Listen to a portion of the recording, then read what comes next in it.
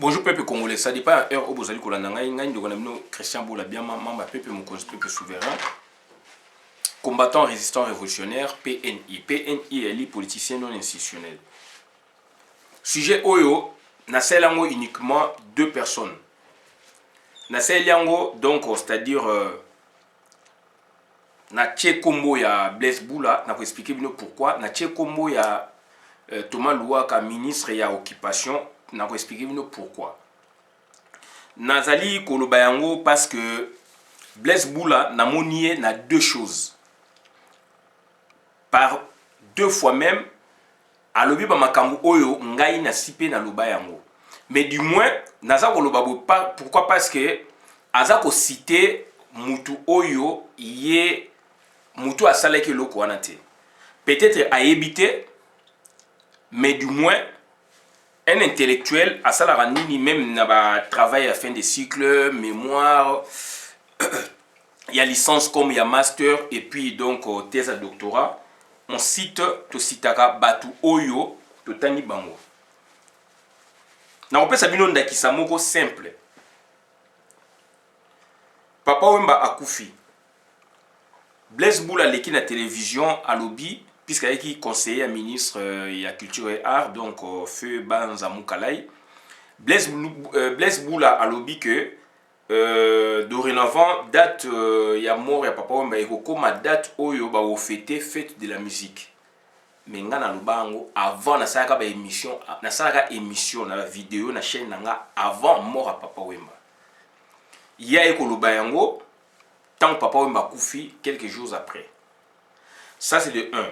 Deuxièmement, Namoni Blaise Boula, il n'y a pas longtemps, à Outi, il y a moins d'une semaine, à Outi Congo, Nandé Namoni n'entendait que à cette émission, Naba journaliste et chroniqueur, il y a internet. Bah bien journalisme citoyen. Journalisme citoyen, c'est journalisme, il y a internet. Et c'est journalisme classique. Aye ko parler que bazana groupe moko d'études baza ko travailler sur makambe belé mais on a retenu partie on a retenir makasi puisque là c'est une particularité donc puisque moi j'en ai parlé déjà il y a longtemps, il y a une vidéo même mais il y a ekoloba a web ça journaliste wana il y a internet abi bino nde bozali wana bozana ba droit boy il faut bozala former il faut boy donc on a renvoyé batubala na vidéo na ye dernière vidéo tanga outi poto à lobiango ngai na lobaka ngo na sala vidéo c'est l'année passée ou année antérieure na koluka vidéo na kozong sango donc c'est à dire sur ce point là déjà mi balé tant on ngo sale loko il faut tala état de l'art donc il faut tala est-ce que likamonga na loba na rendre en public est-ce que batu basi ba loba ki yango ou pas.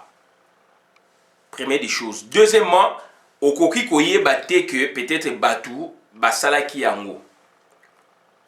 Dès l'instant batu balobi ke basala ki yango, attitude oyo ko joaka lobby eza nini. Ça c'est un fait. Et puis sous tokei li sous il y a za musicien te. Risque ezali makambo oyo ngai na sali ya ekoloba. N'habite que forcément à copier non, je dis pas ça, mais je dis que makambo ya lobby fond nango ngana sina loba yango na sina sala yango ya ekoloba yango mais naza ko interpeller angle intellectuel honnêteté intellectuelle oyo intellectuel azala nango puisque azape moko ba intellectuel congolais il faut à reconnaître le koana soki to komi ko reconnaître ko tchaka en évidence n'est-ce pas au premier plan, donc on était intellectuel. Tu ko respecter baninga et puis tu ko avancer. Ce qui te dit que donc les années tingai alors que batu musu basala ki avant et ça bien puisque là maintenant les années au négliger batu oyo basala ki bablo quoi puisque les ba œuvre de l'esprit. Wane zali makam oyo nazali ko lobela mingi Blaise Boula, c'est un gars que je respecte. Blaise Boula, il y a Wenge Musica unique, il y a Wenge Musica au Basale na JB, au Yazaï parrain de la révolution, et puis avec ça la pondération 8. Donc on a parlé bien de Blaise Boula. J'insiste beaucoup parce que tout ça ma contribution ba biso oyo ngana kena kinti. Nazali donc combattant résistant révolutionnaire PNI, politicien non institutionnel. Donc ça dit on travaille depuis la diaspora et au lieu que tout bon ma biloko wana placard to komi ko lobaka yango pona que batu oyo bazali ko gouverner oyo bazali ko saela mboka vraiment ya solo soki pouvoir eza ya bango to tcha bango pe na défi ba saela yango. C'est là aussi to komona ke donc pouvoir wana ezali ya bisoté. Tozali ko loba boye parce que ba idée tozali ko bimisa mingi ezali ba idée il faut ezala appliquer. Tolobi bien il faut ezala appliquer parce que ezali ba idée nde ezali ko faire avancer mboka ministère songolo pakala. Ngai na loba yango. Papa wemba vivant donc bien avant. Nabi donc il faut to luka journée moko pona toyebaka ko commémorer musique congolaise ou les arts donc les artistes ou les arts donc ya Congo. Il faut fête moko national kota la calendrier na biso na loba yango eza na vidéo. Soki ndeko Blaise Boula ayoka ki yango te alanda ki yango te na kosenga na ye lobby alanda yango akomona ke il y a un précédent dans l'histoire. Un précédent dans l'histoire. Ngaïpe, certes, il y a des bateaux peut-être au balobaka pe avant Ngaï, mais moi j'avais fait na fouillé qui na monaki mutu oyo asala ki en avant Ngaïté. Naza ko se vanté. Mais il y a des idées moko bateau à 500 millions de personnes, boza la même idée. Mais oyo a lobby yango, tant a lobby yango bimisi yango, yo tant ozali koya, il faut osana prudence. Soko landagité, il faut le bango avec beaucoup de prudence. Mais ce que vous comme innovation, il faut s'attendre aussi à ma réaction, telle que la mienne, puisque moi je l'ai dit, je l'ai fait, avant Blaise Boula. Blaise Boula en tant que conseiller, ministre de la culture, a Kolobango, net officiellement, projet c'était ça. Mais moi j'avais dit, et en son temps j'avais dit que Bakopia Kingaï, Naloba Kiamo. Nakolobango, puisque l'Ita Bembo, Libeki, grand prêtre Chomen, Aïb Sangaï, tant de sa émission, et pas commandant Iso Nanda Kunaye, Abi Christian Soki, Waneka na partabi, to soyez ma belé, jusqu'à ce que j'ai retenu na vie, Makambu Oyo Sali Zali ya bien, Soko Lobelango te Moutako Lobelango Azalité. Yango moni naza koloba makambu Oyo, aspect Oyo, puisque date pour que fête de la musique, donc na lobaki yango. Parce que tu organises awa na Paris, na Tour Eiffel, na association na biso, tu organises awa, donc tu salaka, donc city wana.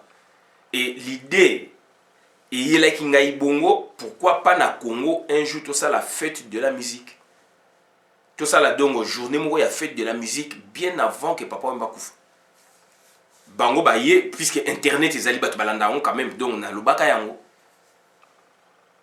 Na kota ba détail té na lobake culture a ba rosa na service mo balanda pe internet ça peut être vrai mais nazali kunate. Mais nazo lobake ngai na lobaki yango avant Blaise Boula. Blaise Boula aye ko lobango en tant qu'officier bien après. Blaise Boula aye ko loba makambu ya ba journalisme citoyen, ya ba internet. Asali donc vite fait neti sort à point de presse à lobel bango à moraliser bango. Mais ça moi j'ai fait une vidéo là-dessus. Dans le bac on a cadré ya ba recherche tout ça là à Paris un patron Sorbonne. Na cours ya professeur Camille Kouyou. Concept et méthode d'un anthropologue. Master 2 donc anthropologie du droit. Na cours wana professeur Camille Kouyou, le chapitre moi ça le baquet, na Europe, un pays industrialisé, quand il y a une nouvelle technologie, il y a une loi qui s'ensuit. C'est-à-dire, nouvelle technologie bimi par les mecs au Vanda, gouvernement a saisi, puisque donc gouvernement est bien haut, tant que bima par les mecs au Vanda pour la ça la mibeko ayant traîné l'eau koana pour régir environnement et l'eau koana. Donc, je me suis inspiré aussi, donc, ça dit de mon cours, il y a prof Nanga Camille Kouyou, à Paris, un patron Sorbonne. D'où, j'ai eu l'idée maintenant, quand j'ai observé na Congo, Internet est comme Makassi, Internet est comme Makassi et créer emploi. Et emploi on est créé donc, c'est-à-dire, ils allaient réguler, ils allaient réglementer. D'où j'avais sorti une telle idée de sorte que ministère, j'avais bien pointé le ministère à tutelle, va saisir l'information, puisque le ministère va bien sur la communication, et comme un moment, information, etc. Va saisir l'occasion de sorte que va valoriser le Kouana. Donc, c'est-à-dire, il faut bah, y a bateau, bah, ça, journée citoyen, bah, combien pour accéder à un métier, puisque c'est un métier déjà ils ont généré, puisque option monétisation est allée na kati, ba chaîne mignon les a option monétisation pour la boye bango chaîne nyonso bonjour mon a quelques minutes après publicité il y a la monétisation Google a futaka. Donc c'est à dire quelque part déontologie exacte na Congo. Mutu nyonso aza koloba makambo oya ye aza ko saba titre moko fantaisiste. Titre boye na kati za makambo mususu. Ba liberté mususu aza koloba makambo ba ko koloba ngo boye te pudeur exacte. Il faut bateau la base à la former. Bien que dans le lot, il y a des bateaux bazapé donc formés, batani na ISTI, Institut supérieur des techniques de l'information, au Bissotikaka, peut-être le lieu comment ébélé. Donc, c'est-à-dire, batouana, il faut base à la former, il faut base à la carte professionnelle, j'en ai parlé. Et ça, par rapport à l'expérience, surtout dans la poto awa, bateau bazali formé dans ma métier, tout, et carte professionnelle, payzali. Pour accéder, il faut carte professionnelle. Carte professionnelle, est-ce qu'il y a des conditions pour nous jouer, renouveler la carte, nous sommes à 5 ans. Nous avons 2 ans ou 3 ans ou 5 ans, 5 ans à travailler.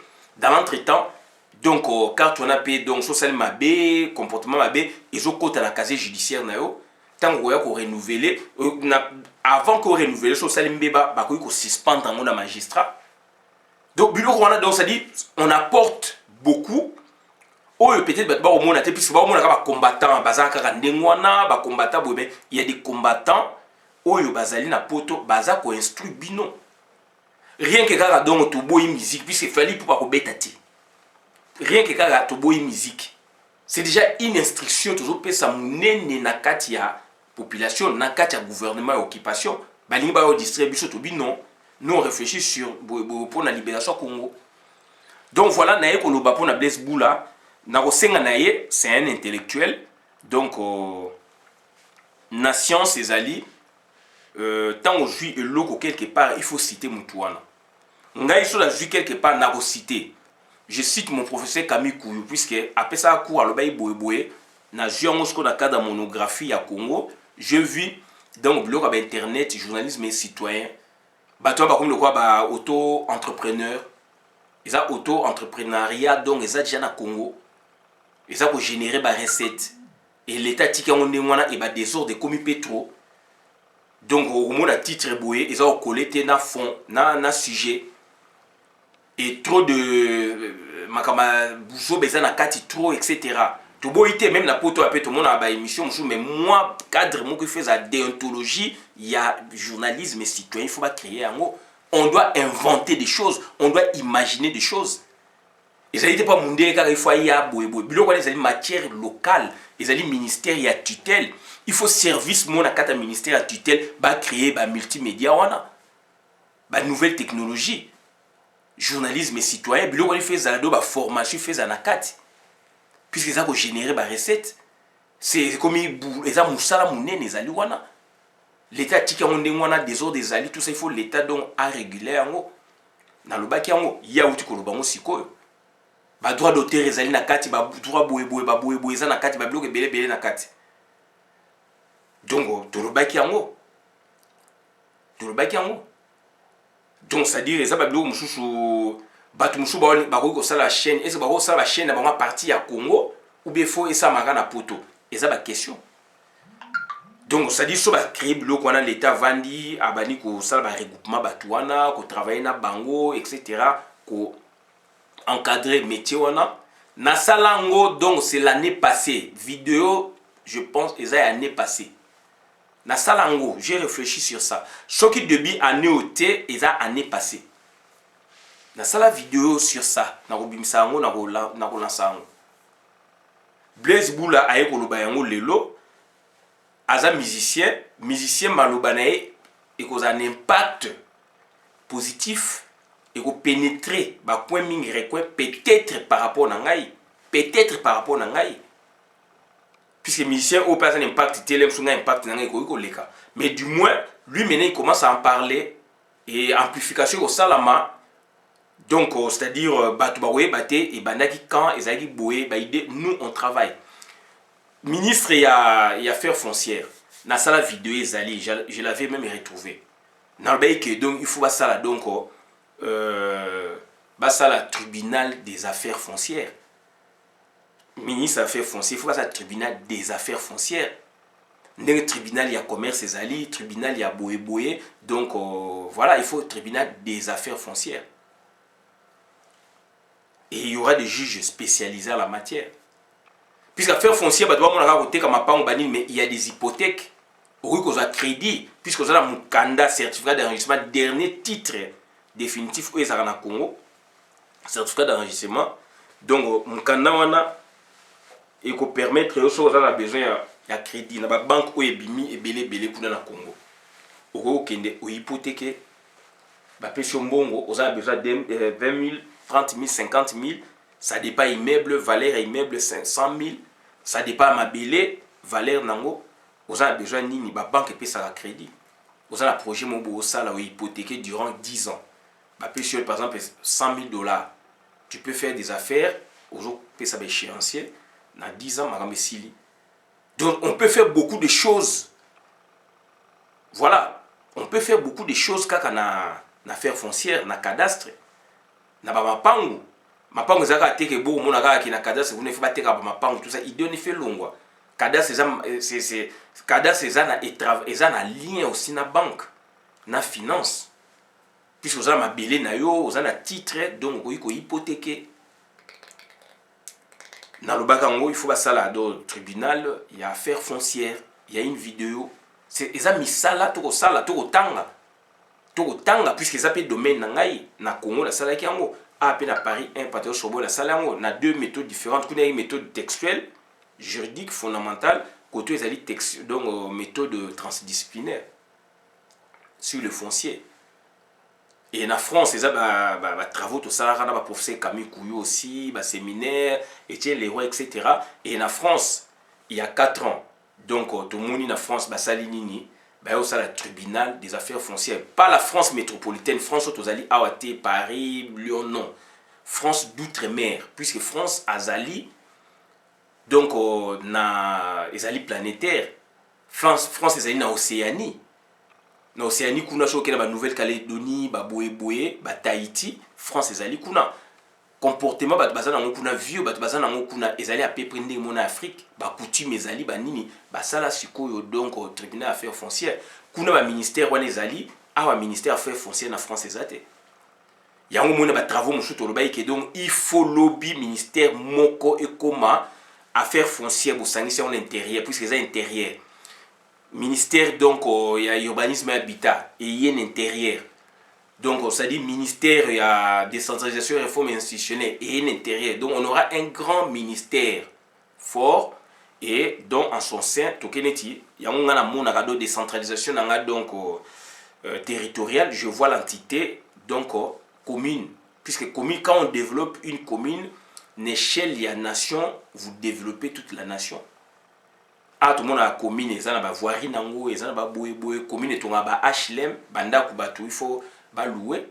Commune a zana belé yaye, à ça la raza. Donc commune a zali opérateur donc socio-économique yamboka, socio-politique économique yamboka. Commune c'est un grand opérateur. Mais biso na Congo kuna ba dépourvu bango ba tiesiko gouvernorat, au gouvernorat makamasa zo mona te gouvernement au mona ka ba mbongo mususu makamususu du développement Congo kufi neti biso awa na tongo voirie et yaka mituke yali et ramasaka ba déchets ba poubelle na biso ba nini c'est ça biloko mairie Si vous avez une résidence, vous avez partout dans la ville où on a Vandak. Il y a France. Paris et puis France. C'est ça le développement. Donc, on prône donc entité wana, vous pouvez signer commune et on peut faire des choses dans la commune puisque commune n'est pas dans ma solo. D'où na kata commune puisque c'est le ministère intérieur, maire a dépendant du ministère intérieur. Na kati wana skoyo cadastre ou service et affaires foncières comme locaux là, donc un service conservateur comme rattaché na kati à mairie. C'est un agent de l'État même. Service habitat, ils allaient rattacher na mairie, mairie mutawa loger, batoua otala boye, ba permis d'urbanisme, ba pesa, avis urbanistique, tout ça, ba traitant na commune. Ba biloko mingi et commune na commune, donc c'est dit pour valoriser commune entité wana. Mboke ko marché bon. To par là qui donc il faut pas ça là donc nini wana. France ezali tin Afrique, en Afrique kuna so juna ba île wana aujourd'hui Mayotte, ezali France. Aujourd'hui, donc, île de la Réunion, ils France, mais en Afrique. France, ils allaient Amérique du Sud, Amérique latine, etc. Latine est habité, mais du Sud, Guadeloupe, Bani. Donc voilà, voilà un peu Makamo Nangé côté à Blaise Boula. C'est un intellectuel. Donc, ce qui a ébakité, Ngana Ebissier, a fouillé au monde à Biloko Ngana Sala. Donc, je ne peux pas me permettre Naya Koloba Makamo Ngana Salate. Naza koloba dongo nazo senga na ye eloko to esko pona Thomas Louaka malheureusement azali ministre donc ya enseignement supérieur universitaire to ebité sur recherche scientifique ezali nakati puisque kalazo bengango enseignement supérieur universitaire et recherche scientifique Thomas Louaka ye azali toujours na esprit ya kokanga ba université alors que un ministre des Affaires, un ministre y a tutelle et enseignement supérieur universitaire et recherche scientifique, il a des missions. Il a une mission. Donc, il a représenter l'État côté enseignement. Ce que dans le secteur il y a que solo là, na ba pays tiers et amis pour na ba memele savoir où les ali di banda et quota. Savoir les ali di banda et quota. Donc, je l'ai apprécié dans le local que la faculté de médecine, puisque l'université comme tellement belé dans le Congo, que la faculté de médecine est allée, mais sans clinique, sans hôpitaux. C'est une bonne initiative à jouer. Mais du moins, il faut aller aussi dans la science sociale. Ailleurs, par exemple, donc, on a la faculté à droit, la faculté à économie, on a au monde, ils allaient face à face. Na Inikin, à partir de ce n'est qu'un exemple na vie Inikin. Pour l'université peut comme belé, na zone négliger la place mouchoute. Mais na zone ba puisque ba kosi ba master, ba kosi ba DES. Biso to tanga ki DES ezalaité. Tant on a tanga ki na Inikin, na ndenge na sisa ki DES ezalaité donc au-dessus à licence cycle les ezalaité. Et koti bien après. Bravo. Et koti bien après mais bozali kaka na ba science fondamentale. Il faut que la science connexe, il y a la science fondamentale. Net la faculté de droit, il faut que la science fondamentale ou la science juridique. Science juridique, ezali droité. Science juridique, donc faculté à science juridique. Donc ça dit master, il y a la science juridique. Donc il y a une science juridique, donc master, il y a un droit. En fait, il y a un master, il y a 2S. On s'appelle la thèse na bango côté faculté à droit donc sciences fondamentales. C'est très important. Comment expliquer la vision de la faculté à droit na Congo avec uniquement les sciences fondamentales. Ça fait depuis création il y a université il y a Congo, université de Kinshasa wana Lovagnon. Tout ça donc na ba sciences fondamentales. Mais bandeko na to kene ti wapi. Il faut donc, ça dit, en dehors de la science fondamentale, il faut la science juridique. Apport à la science juridique dans la société est très important. Et surtout dans la science fondamentale. Apport dans la science fondamentale est très important. Parce que la méthode des andenge mon côté. Objet zali moko, baza ko étudier droit, mais ba méthode eza ndenge moko te. Bo créer ba master. Bozali wana bo créer master en économie, master en droit, na ba science musupe je pense, ba docteur ba komi ko bima sur place na Congo. C'est bien, c'est une bonne production. Mais du moins ce sont des fondamentalistes. Donc il faut baser là, donc c'est-à-dire au côté, n'est-ce pas, il y a fondamentaliste où il y a droit fondamental ou économie fondamentale, il faut droit, donc la science juridique est là. Puisque comme il y a master et comme il y a thèse à doctorat, tout ça donc vision mon côté. Et puis la méthode des années puisqu'il y a droit fondamental, là maintenant tu as donc c'est-à-dire au niveau de la méthode, tu as une méthode monodisciplinaire. Discipline, donc c'est-à-dire discipline modo, c'est-à-dire méthode moko monodisciplinaire, donc c'est-à-dire donc discipline moko, donc méthode moko, juriste référence au texte. Texte lobby nini à fungoli. Article boy, code lobby nini, loi lobby nini. Mais par contre la science juridique c'est différent. Puisque la science juridique voilà tu connais la science soit interdisciplinaire, soit intradisciplinaire, soit multidisciplinaire, soit transdisciplinaire. Et toujours les sciences transdisciplinaires, la science où ils ont percé plusieurs sciences. C'est une autre méthode. C'est une autre méthode, c'est une autre compréhension même. Il y a sujet sur le plan méthodologique. Donc thèse on a plan nango. Plan élaboration, il y a plan, il y a juriste, il y a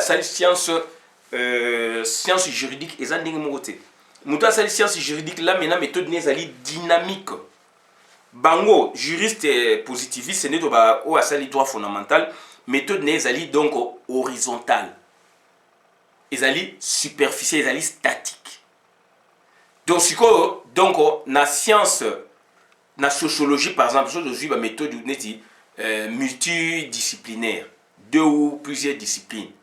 Sur un sujet, vous pouvez employer 2 ou plusieurs disciplines, 2 ou plusieurs méthodes. Là, maintenant, vous avez la multidisciplinaire. Par exemple, donc, c'est-à-dire, on peut employer une méthode juridique.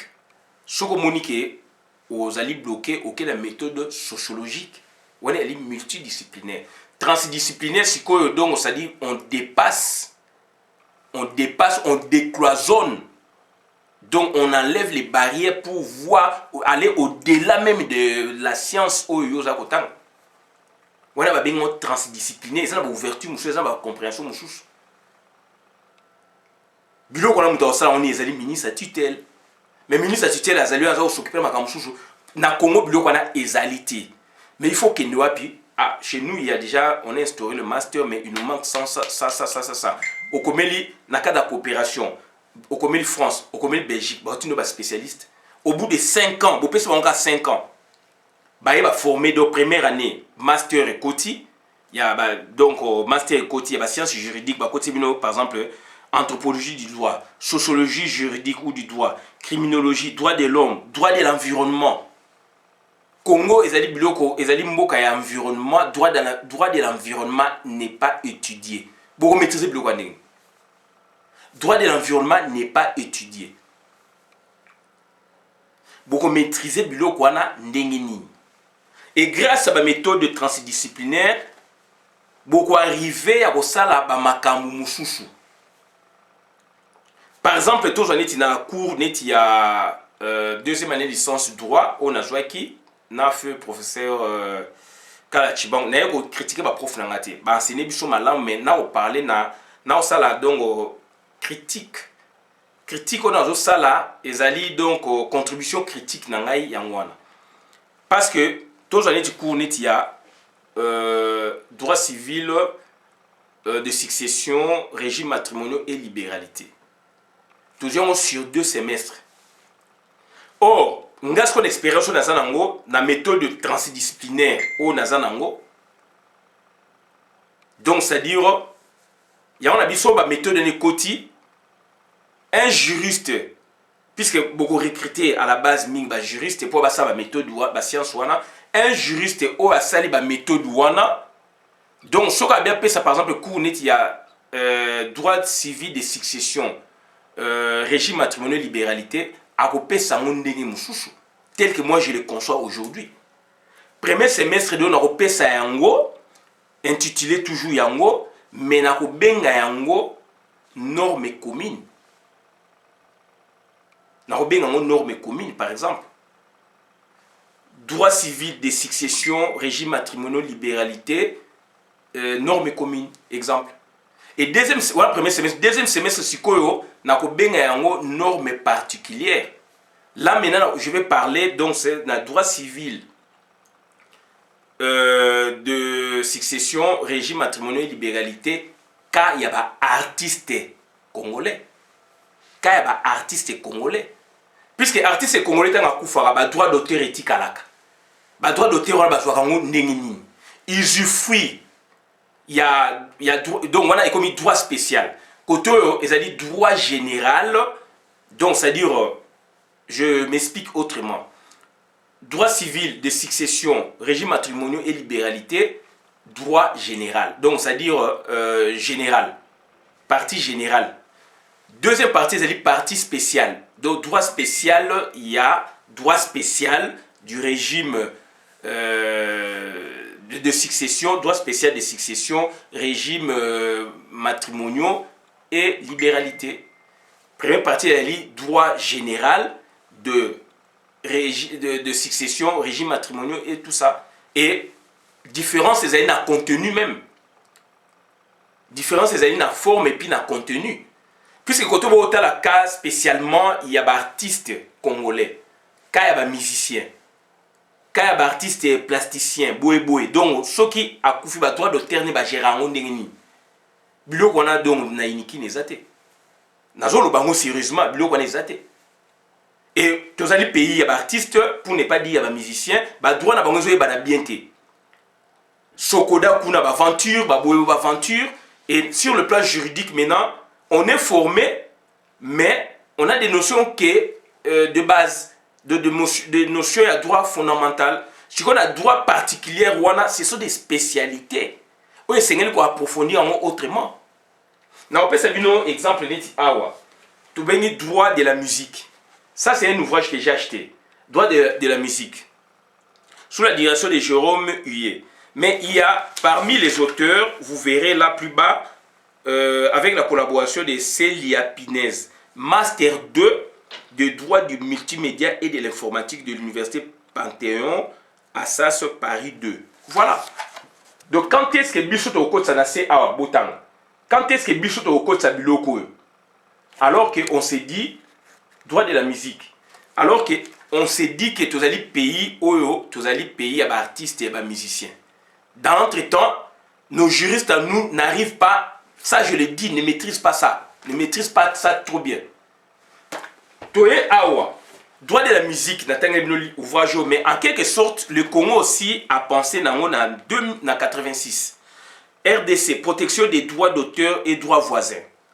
Ordonnance loi numéro 86-033 du 5 avril 1986. Droit d'auteur. Ça, c'est aussi droit de la musique. Enfin, droit des artistes. Quand on a bien droit de la musique, quand on a droit donc des artistes. Et dans la grande ligne, il y a droit de la musique. Donc, première partie, droit d'auteur et autres droits vus sous l'angle de la musique. Deuxième partie, les biens. Troisième partie, les personnes. Quatrième partie, le marché. D'où, et ça quoi englober droit fondamental, mais autrement, on voit le marché. C'est-à-dire, un artiste, quand il vend, la multiplicité de contrats. Le contrat de l'auteur, le contrat entre éditeurs, contrat de l'artiste et interprète, le contrat pour l'exploitation des phonogrammes, le contrat avec les consommateurs. Sous partie 2, l'adjonction du numérique à l'analogique, l'impact des règles de la concurrence. Tout ça, donc, Awa Ezali étudié. Pierre-Yves Gauthier, propriété littéraire et artistique, 10e édition à jour. Loi, création et république numérique, réforme du droit des contrats. Ça. Ce sont des ouvrages qui sont au Tanga, mais dans le Congo, biloko ezalité. On va lire, on va voir ça quand. Or, ce sont des matières. Master nango il fait ça là. On est au monument multimédia, etc., etc. Là, on va parler d'un droit d'artiste. Mais ce qu'on a cadre, ce qu'on a droit civil de succession. Succession, régime matrimonial, libéralité. N'engezo pesama na Congo, il faut ils en a 2 semestres. Premier semestre donc droit général de succession, régime matrimonial et libéralité. Deuxième semestre droit spécial de succession, régime matrimonial et libéralité.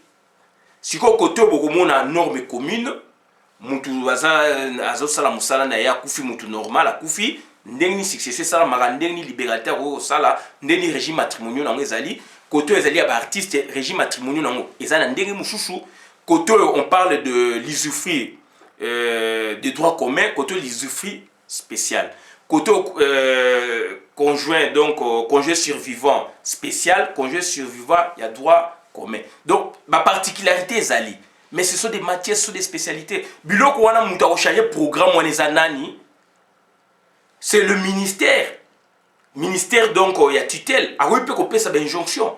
Ce que vous na université, vous na département, le ministère aussi a oui ko raisonner.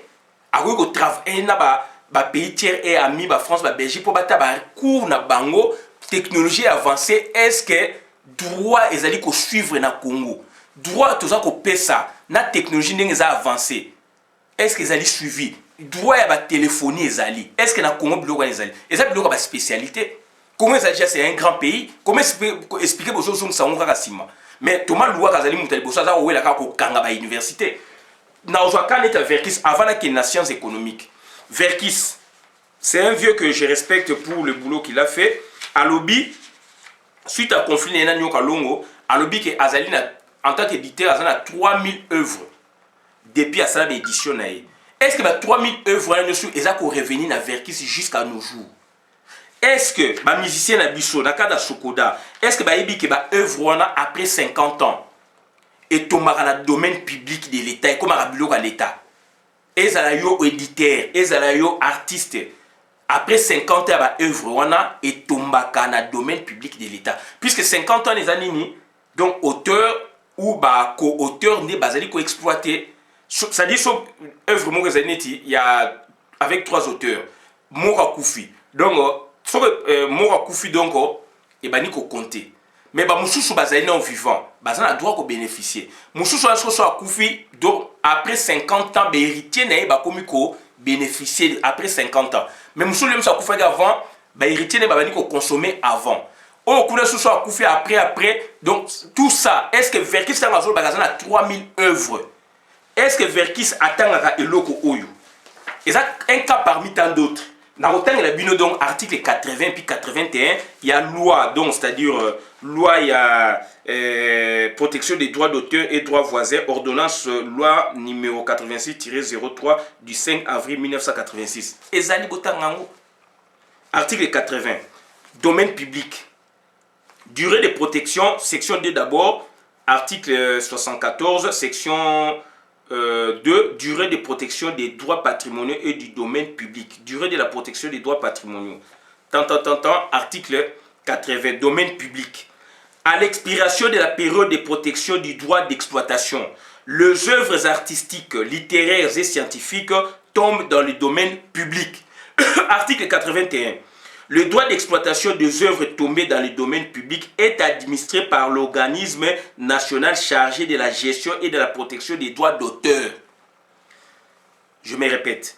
Le droit d'exploitation des œuvres tombées dans le domaine public est administré par l'organisme national chargé de la gestion et de la protection des droits d'auteur. Ce n'est pas Sokoda. Sokoda, ils ont droit de répartition. Ils ont organisme national et répartition de la recette. Ils ont donc organisme national chargé de la gestion et de la protection des droits d'auteur. Est-ce que la Congo déjà si va créer un organisme? Lui, ils ont mais ils ont s'en suivre. Œuvre mingi déjà 50 et c'est coquille. Banzembo neti ya tolo ba Bavo Marie-Marie puisque Bavo Marie-Marie a koufa déjà œuvre naie donc à Koufi na 70. Aujourd'hui, tu as un 50e anniversaire à Bavo Marie-Marie.